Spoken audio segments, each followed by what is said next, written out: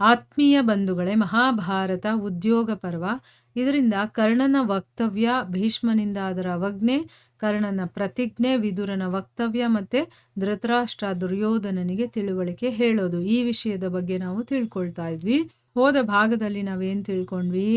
ಕರ್ಣ, ನಾನಿದ್ದೀನಿ, ಪಾಂಡವರ ಪಕ್ಷದವರನ್ನೆಲ್ಲ ನಾನೇ ಕೊಲ್ತೀನಿ, ನೀವೇ ಭೀಷ್ಮ, ದ್ರೋಣ ಇವರೆಲ್ಲರೂ ಕೂಡ ನಿನ್ನ ಹತ್ರನೇ ಇಲ್ಲಿ ಅಂತೆಲ್ಲ ಹೇಳ್ತಾನಲ್ಲ. ಆಗ ಭೀಷ್ಮರು ತಡೆದು ಹೇಳ್ತಾರೆ, ನೀನೇನು ಅಂದ್ಕೊಂಡಿದ್ಯಾ, ನಿನಗೆ ಬುದ್ಧಿಭ್ರಮಣೆ ಆಗಿದೆ ಅನಿಸುತ್ತೆ, ಬರೀ ಮಾತಾಡ್ತೀಯ ಅಷ್ಟೇ, ನೀನೇನು ಕೆಲಸ ಮಾಡೋದಿಲ್ಲ.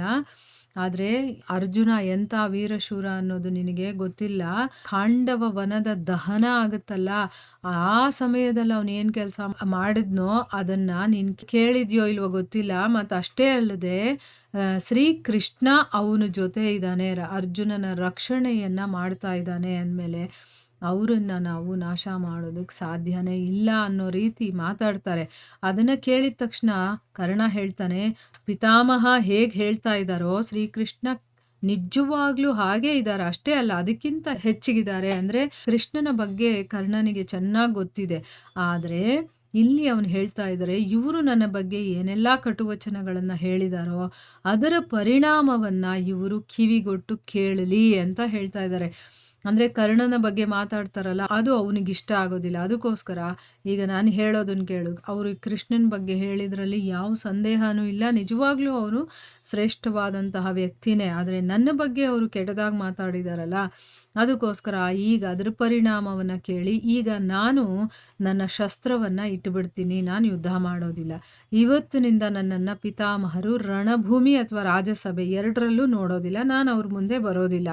ನಿಮ್ಮ ಅಂತ್ಯ ಯಾವಾಗ ಆಗುತ್ತೋ ಅಂದರೆ ಭೀಷ್ಮರು ಸತ್ತ ನಂತರ ಆಗಲೇ ಈ ಒಂದು ಜಗತ್ತಿನಲ್ಲಿರುವಂಥ ಎಲ್ಲ ರಾಜರು ಕೂಡ ನನ್ನ ಪ್ರಭಾವವನ್ನು ನೋಡ್ತಾರೆ. ಅಂದರೆ ಅವನು ಹೇಳ್ತಾ ಇರೋ ಅರ್ಥ, ನಾನು ಅಲ್ಲಿವರೆಗೂ ಶಸ್ತ್ರಗಳನ್ನು ತಗೊಂಡು ಯುದ್ಧ ಭೂಮಿಗೆ ಬರೋದಿಲ್ಲ ಮತ್ತು ರಾಜಸಭೆಗೂ ಬರೋದಿಲ್ಲ. ನಾನು ನೀವು ಸತ್ತಿದ್ದೀರಾ ಅನ್ನುವಂಥ ಮಾತನ್ನು ಕೇಳಿದಾಗ ಮಾತ್ರ ನಾನು ಬರ್ತೀನಿ. ಆಗ ಈ ಜಗತ್ತು ನನ್ನ ಒಂದು ವೀರತ್ವವನ್ನು, ನನ್ನ ಪ್ರಭಾವವನ್ನು ನೋಡ್ತಾರೆ ಅಂತಂದ್ಬಿಟ್ಟು ಹೇಳ್ತಾನೆ. ಈ ರೀತಿ ಹೇಳಿ ಮಹಾಧನುರ್ಧರನಾದಂತಹ ಕರ್ಣ ಸಭೆಯಿಂದ ಎದ್ದು ತನ್ನ ಮನೆಗೆ ಹೊರಟು ಹೋಗ್ತಾನೆ.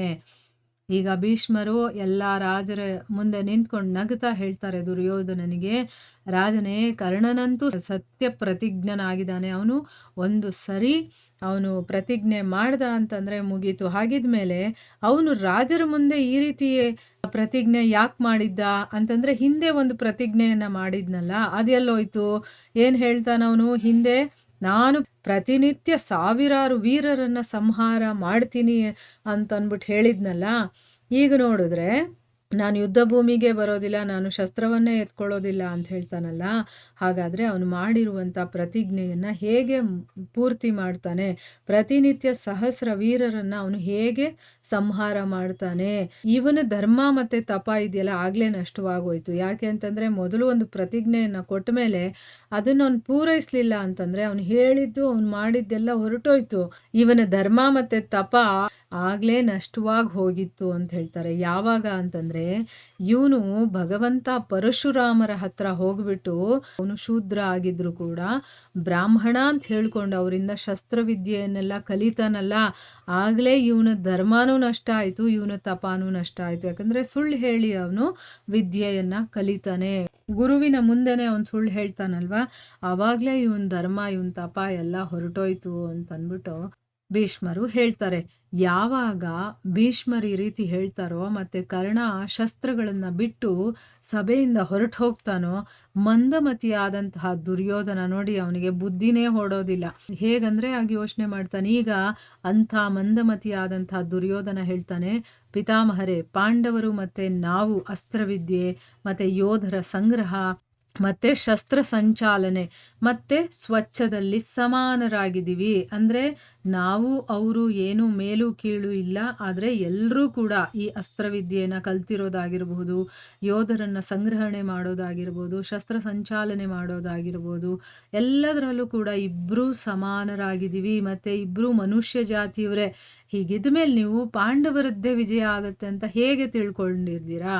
ಈಗ ಅವರು ಮನುಷ್ಯರೇ, ನಾವು ಮನುಷ್ಯರೇ, ಅವರಷ್ಟೇ ಬಲಶಾಲಿಗಳು ನಾವು ಆಗಿದ್ದೀವಿ, ನಮಗೂ ವಿದ್ಯೆ ಇದೆ, ಎಲ್ಲ ಇದೆ, ನಮ್ಮಲ್ಲೂ ಕೂಡ ಯೋಧರು ಇದ್ದಾರೆ ಬೇಕಾದಷ್ಟು ಜನ. ಆದರೂ ನೀವು ಪಾಂಡವರಿಗೆ ವಿಜಯ ಸಿಗತ್ತೆ ಅಂತ ಹೇಳ್ತಾ ಇದ್ದೀರಲ್ಲ, ಇದು ಹೇಗೆ? ನಾನು ನೀವಿದ್ದೀರಾ, ದ್ರೋಣಾಚಾರ್ಯರು, ಕೃಪಾಚಾರ್ಯರು, ಬಾಹ್ಲಿಕರು ಅಥವಾ ಬೇರೆ ಇನ್ಯಾರೋ ರಾಜರು ಇದ್ದಾರೆ, ಅವ್ರ ಬಲದ ಮೇಲೆ ನಾನು ಈ ಯುದ್ಧವನ್ನು ನಿರ್ಧಾರ ಮಾಡಿಲ್ಲ. 5 ಜನ ಪಾಂಡವರಿದ್ದಾರಲ್ಲ, ಅವರನ್ನ ನಾನು, ಕರ್ಣ ಮತ್ತು ದುಶ್ಯಾಸನ ಈ 3 ಜನನೇ ಸಾಕು. ನಮ್ಮ ಚೂಪಾದ ಬಾಣಗಳಿಂದ ಅವರನ್ನೆಲ್ಲ ಕೊಂದು ಬಿಡ್ತೀವಿ. ನಿಮ್ಮನ್ನು ನಂಬಿಕೊಂಡು ನಾನು ಈ ಯುದ್ಧದ ನಿರ್ಧಾರವನ್ನು ಮಾಡಿಲ್ಲ. ನಾ 3 ಜನನೇ ಸಾಕು 5 ಜನ ಪಾಂಡವರನ್ನು ಕೊಲ್ಲೋದಕ್ಕೆ ಅಂತ ಅಂದ್ಬಿಟ್ಟು ಇಲ್ಲಿ ಹೇಳ್ತಾನೆ. ಮುಂದುವರೆದೇನಾಗುತ್ತೆ ಅಂತ ನಾವು ಮುಂದಿನ ಭಾಗದಲ್ಲಿ ತಿಳ್ಕೊಳ್ಳೋಣ. ಹರೇ ಕೃಷ್ಣ.